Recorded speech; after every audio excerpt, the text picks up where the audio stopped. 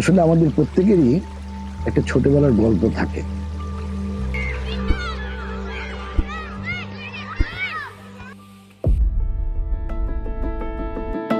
সুন্দর বাড়ির পাশাপাশি আমাদের সবচেয়ে বেশি প্রয়োজন একটা খেলার মাঠ। 2013 সাল থেকে স্পেস টাইমের পদযাত্রা আমরা শুরু করি 3 বন্ধু মিলে। উত্তরা হোক কিংবা বাড্ডা, আমাদের ভীষণ ঢাকা শহরকে একটি পরিবেশ বান্ধব শহরে রূপান্তর করা। স্পেস টেন শুধু বাসায় দিচ্ছে তা না, স্পেস টেন দিচ্ছে আপনাকে একটা লাইফ।